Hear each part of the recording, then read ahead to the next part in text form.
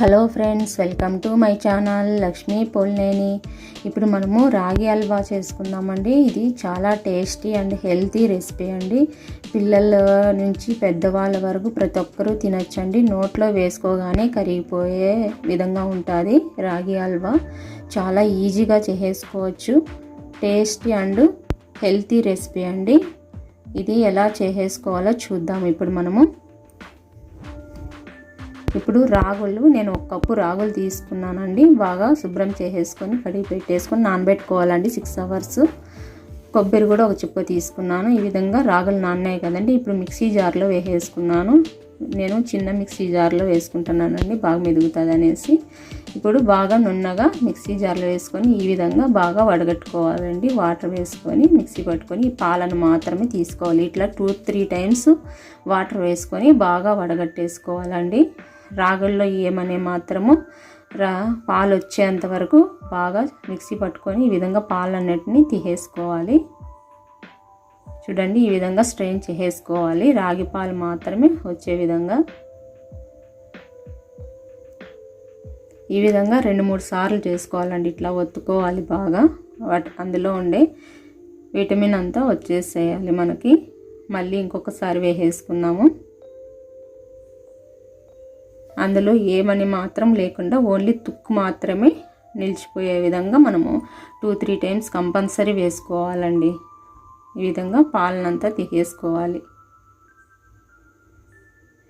ఈ విధంగా అంతా స్ట్రెయిన్ చేసేసుకొని ఇంకా ఏమన్నా మిగిలిందనుకుంటే మనము ఇట్లా కాటన్ క్లాత్ తీసుకొని ఈ విధంగా వేసేసుకొని బాగా పిండేసుకోవాలి. మొత్తం అంతా వచ్చేస్తారు. అందులో ఏమని మాత్రము లేకుండా అంతా వచ్చేస్తుంది మనకు.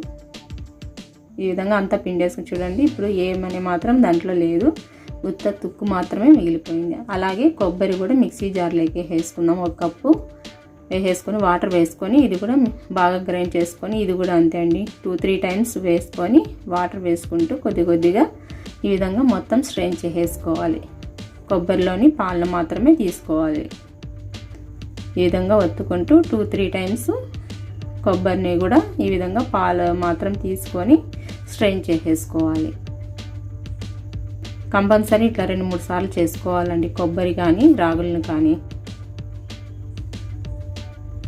ఈ విధంగా స్ట్రెయిన్ చేసుకున్న తర్వాత మళ్ళీ పాలల్లో ఏమైనా తుక్కు ఉన్నదేమో అనేసి మనము ఈ విధంగా క్లాత్ తీసుకొని ఈ పాలను మళ్ళీ ఇంకొకసారి వడగట్టేసుకున్నాము.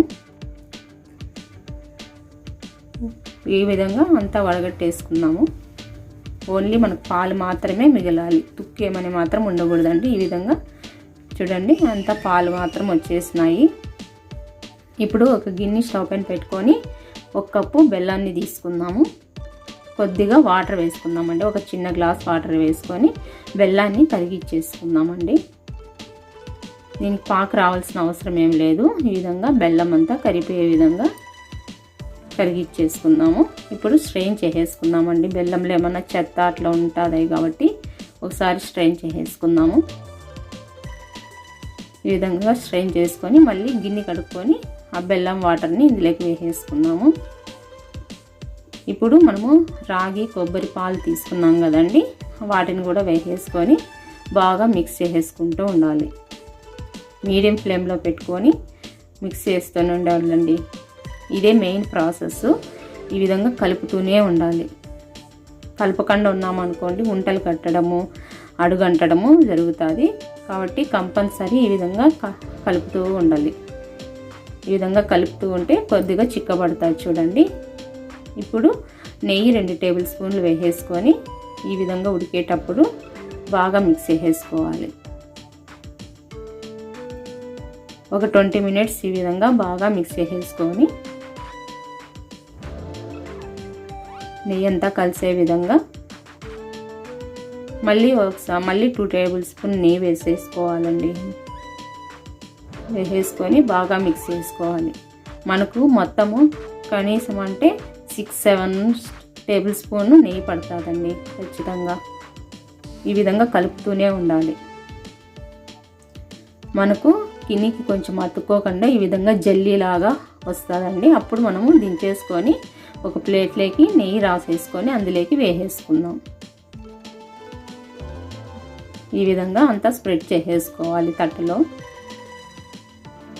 పైన నేను ఇలాచీ పౌడర్ చల్లుకున్నాను. మీరు మామూలు మిక్స్ చేసేటప్పుడైనా వేసేసుకోవచ్చు. ఇలాచీలు, డ్రై ఫ్రూట్స్ కూడా వేసుకోవచ్చు అండి. నేనైతే వేయట్లేదు. ఈ విధంగా ఒక 10 మినిట్స్ వదిలేసినామంటే బాగా ఆరిపోతుంది. ఇప్పుడు మనము కట్ చేసుకుందాము బిళ్ళలు.